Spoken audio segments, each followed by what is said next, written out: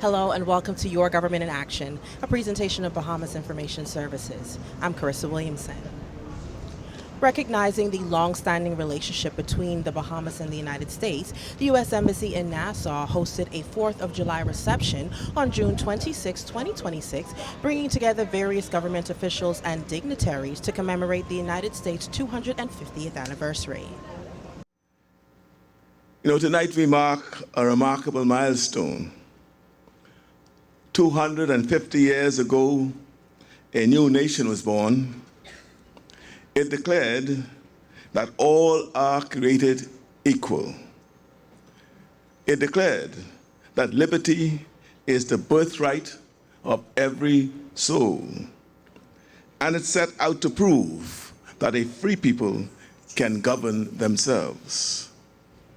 On behalf of the government and the people of the Commonwealth of the Bahamas, I bring our warmest congratulations to the President and the people of the United States of America.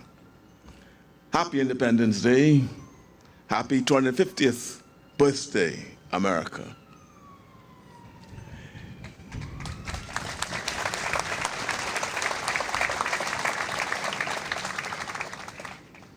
There is a song that we heard earlier that carries the meaning of this day.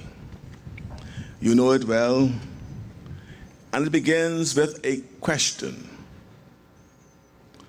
Oh, say can you see by the dawn's early light what so proudly we hailed at the twilight's last gleaming?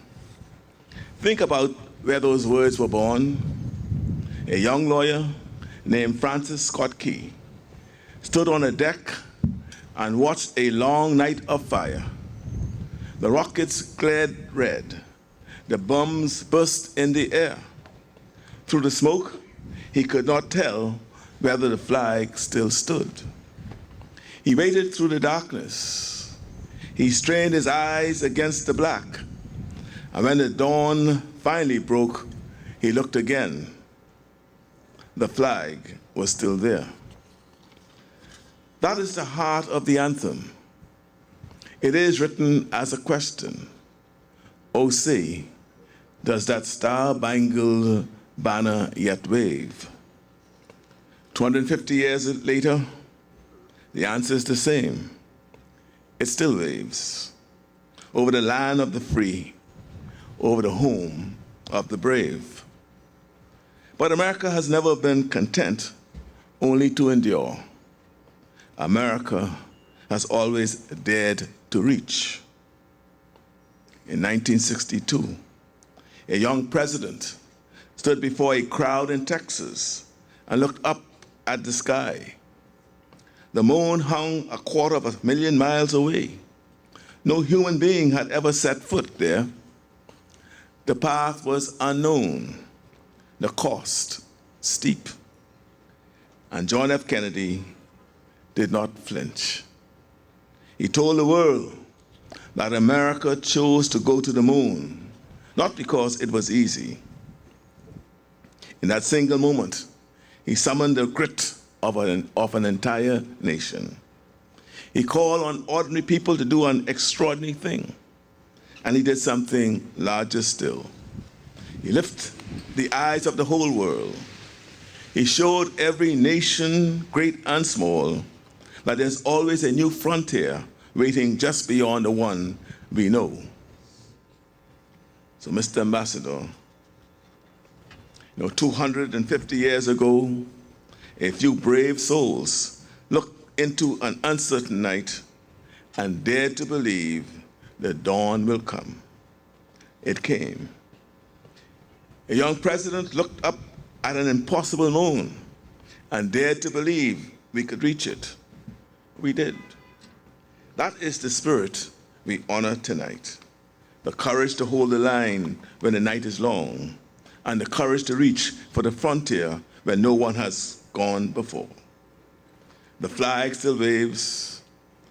We still dare to look beyond the horizon, and standing beside that flag, as we have a half century and more, you will always find your closest neighbor and your faithful friend, the Commonwealth of the Bahamas.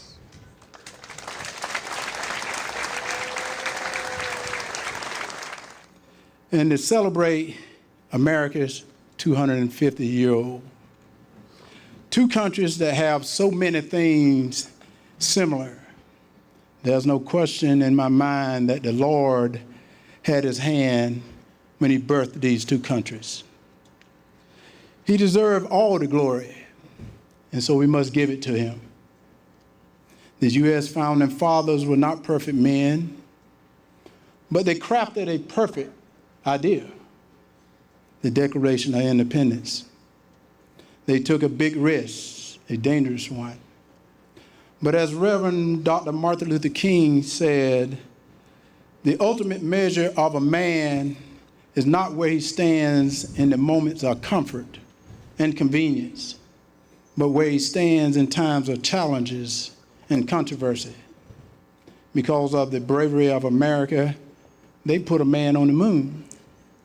And I hear they're looking for Mars.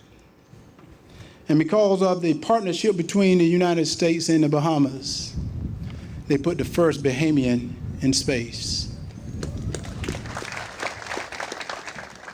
So as I stand here today, I fall back on the African proverb, if you want to go far, if you want to go fast, go alone. But if you want to go far, go together. So I want to say happy birthday, United States. And let's keep going far. May God bless you. Thank you. God bless. Government officials and residents celebrated the return of Bahamas Air's scheduled service to Cat Island during a relaunch ceremony at Arthurstown International Airport on June 25, 2026. The service restores regular air travel to the island for the first time in more than 20 years. Let me acknowledge how beautiful and smooth that flight was coming over. I was almost shocked when they said, "Get ready to land." It was truly a great feeling descending over Cat Island on board our national flag carrier. Today, we aren't just welcoming a plane. We are welcoming opportunity. We are welcoming connection. Today, we celebrate the official return of Bahamas Air to Arthurstown. This is more than a flight schedule. It is a homecoming. It is a testament to the fact that no matter how far we travel, the heart of the Bahamas remains firmly rooted in our family islands. In a nation of over 15 major inhabited islands and keys, aviation is not a luxury. It is our lifeblood. It is the bridge that connects our families, the artery that carries our commerce, and the wings that lift our economy. When we talk about national development, we must talk about transportation. You cannot have a robust economy if your people cannot move. You cannot have thriving tourism if the world cannot reach you. By restoring this service, we are unlocking the economic potential of Arthurstown and the entire northern reach of Cat Island. Today is about connection. For the first time in more than 20 years, as you would have heard, Bahamas Air will again provide scheduled services to Cat Island. Beginning today, again as you would have heard, flights between Nassau and Cat Island will operate twice weekly, on Thursdays and Sundays, bringing new opportunity to this island. Today, we celebrate the reopening of this route that brings people closer together. It makes it easier for residents to travel for business, healthcare, and family. It provides greater convenience and strengthens the connections that binds our islands together. And it opens new possibilities for economic growth. Cat Island is one of the treasures of our nation. Its history and natural beauty offer visitors a truly unique Bahamian experience. Improved airlift will help showcase all that this island has to offer and encourage more people to discover what makes Cat Island so special. Greater access will also support small businesses, hotels, restaurants, taxi drivers, and entrepreneurs throughout the island. Well, you all stand to benefit from increased visitor activity. As you can see, it has already started. And it's growing. It's the fastest growing touristic destination in our archipelago.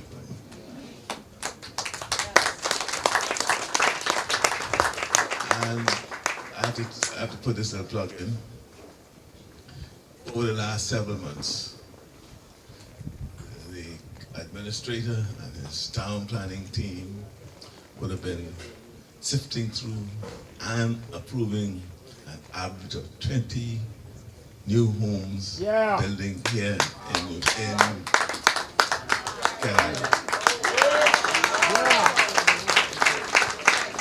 This week, as I landed, he said, Prime Minister, we just approved 30 plans for construction here in Canada, and this has been increasing every month.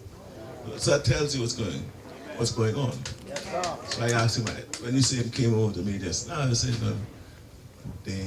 all I mean foreigners say. I'm happy to say all of them are Bahamians. In the last batch, there's only one foreign agency, and we're seeing Bahamians coming back home.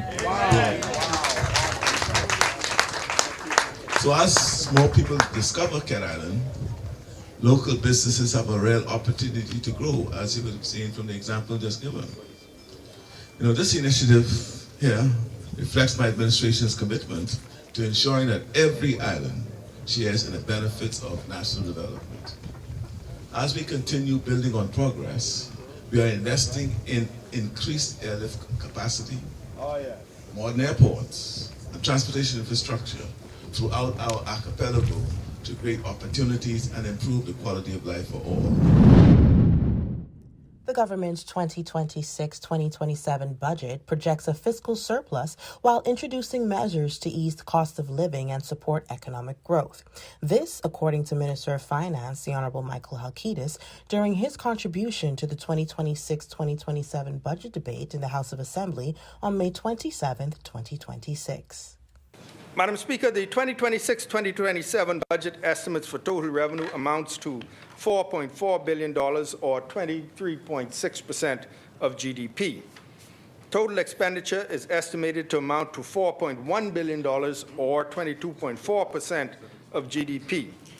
Of this, recurrent expenditure accounts for $3.7 billion, or 20.1% of GDP, and capital expenditure for $415.8 million, or 2.2% of GDP.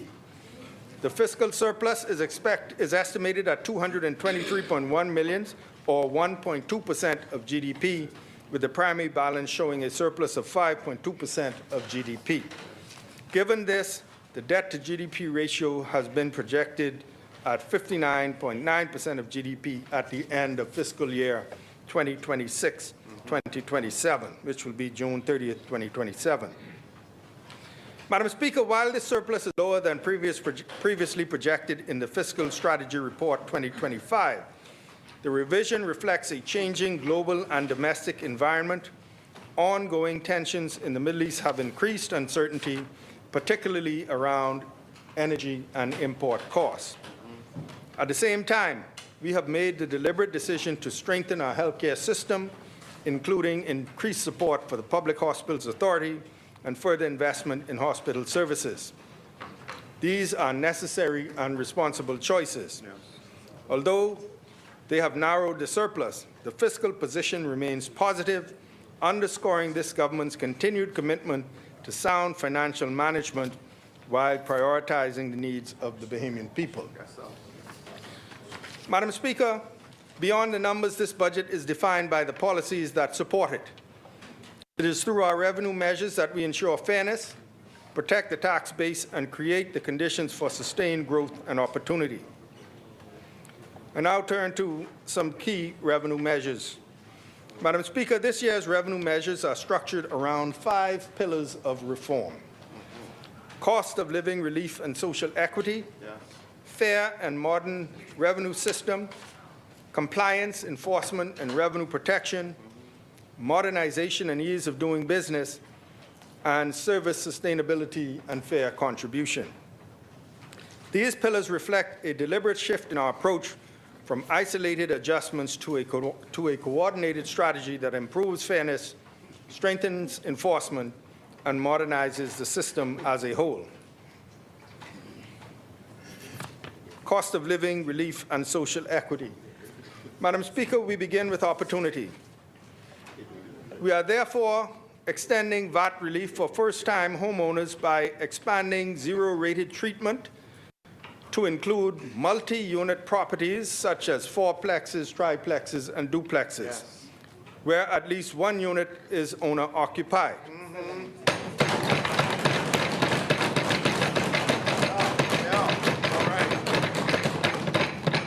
To clarify, this VAT relief will be on the entire building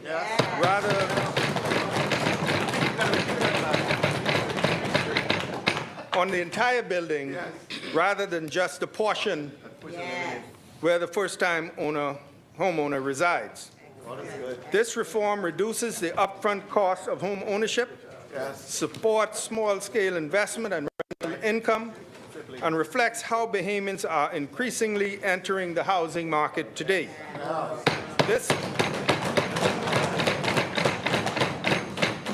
This measure takes immediate effect, helping more Bahamians to own property, build equity, and generate income.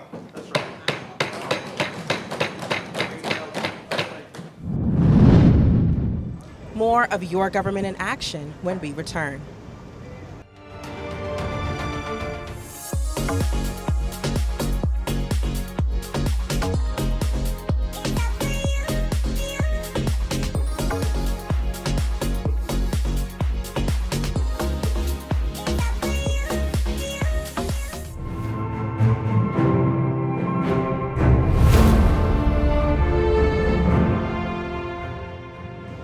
Welcome back. And now it's time to take a look up north with our Northern Service.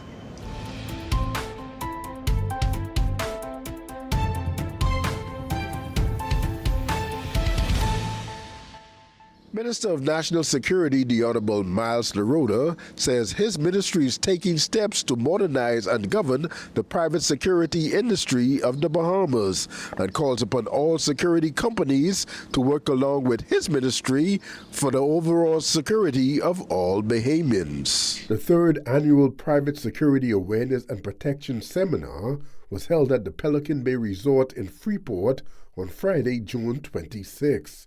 The event brought together representatives from every branch of national security, including police, defense force, customs, immigration, and private security industry leaders. Officially opening the seminar was Minister of National Security, the Honorable Miles LaRota, who noted that both national security personnel and private security professionals must work hand in hand to create a safer Bahamas throughout the nation. It is an honor to be here in Freeport, Grand Bahama. It is the city that knows better than most what it takes, what's at stake when safety is compromised, and what is possible when a community commits to rebuilding with purpose. I commend the private sector security service unit for organizing this seminar for the third consecutive year. That consistency signals a maturing industry with a genuine growing partnership between this ministry and the private security sector. Ladies and gentlemen, let me say plainly, the licensed security officer is a frontline defender of the Bahamian way of life. You are not just simply a uniform at a door. Instead, you are the eyes and ears in spaces where the police force cannot maintain a permanent presence. You protect our hotels, our banks, our schools, our gated communities, and our public events. For the year ending 2026, this nation recorded a 31% reduction in murders and an 11% reduction in overall major crimes. That achievement belongs to our uniformed branches. Simultaneously, it also belonged to the very licensed security professional who reported an incident promptly, deterred a criminal through professional presence, and held their standard at their post. You are part of that record, and you all should be proud. Ladies and gentlemen, recognition must be backed by action. And this year, the Ministry of National Security is taking decisive steps to modernize and strengthen the regulatory framework governing this industry. I am also pleased to note that Family Island inspection visits are planned for the first quarter of the upcoming fiscal year. A well-regulated industry is a respected industry, and every reform strengthens what you hold in your hand when you put on that uniform.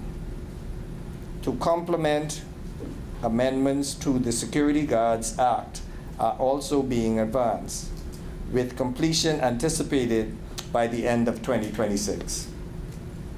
The proposed revisions will clarify training and conduct standards, strengthen penalties for unlicensed operations and misconduct, improve oversight of security companies, and provide clearer guidelines on equipment use and engagement with law enforcement. These amendments serve one overarching purpose, and that is to professionalize this industry, protect its integrity, and ensure that every licensed guard in the Bahamas is backed by a legal framework worthy of the professional responsibility they carry. The days of treating non-compliance as a manageable inconvenience are over. Ladies and gentlemen, with reference to professional standards, regulations set the floor while professionalism raises it. I urge you all to be alert, not complacent. Crime adapts, and the guard whose routine has become predictable is not an asset. Instead, they are a vulnerability. Know your post orders and follow them.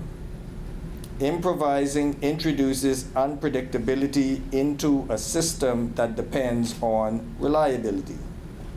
I urge you to communicate accurately and report promptly, as the detail that seems minor to you may complete a pattern law enforcement is tracking. Treat the public with respect while maintaining firm control. Visitors experience the Bahamas through every interaction with you. Never lower your guard, as those who intend harm are always watching for weakness, and your training, discipline, and judgment matter every single shift. Ladies and gentlemen, with reference to technology, the private sector must be part of the national security ecosystem. Your cameras and our cameras should work together, not in parallel silos. CCTV at a hotel, a shopping plaza, or a gated community is intelligence that supports police investigations and deters crime. We are all expanding joint training exercises and encouraging digital incident reporting platforms for faster law enforcement escalation. But technology is an enabler, not a substitute. The most sophisticated system is only as effective as the alert officer operating it. Technology raises the ceiling. The professional on the ground determines whether you reach it. In closing, the police force cannot be everywhere across our 700 islands. The private security sector fills that gap. You are, in practical terms, an extension of the national security infrastructure of the Bahamas. This seminar is not a courtesy. Instead, it is an operational necessity. The Ministry of National Security stands with you. We will keep improving the system. We will keep investing in the partnerships that make your work safer and more effective. But we depend on you, on your alertness, your discipline, and your commitment to a standard the Bahamian people deserve. Your work matters and your post matters. The person who goes home safely tonight, because of you, you are doing your job. They matter. Be alert, be disciplined, and most importantly, be safe. May God's blessing rest upon you, upon this seminar, and upon the work ahead. I thank you. For Your Government in Action, I'm Andrew Coakley.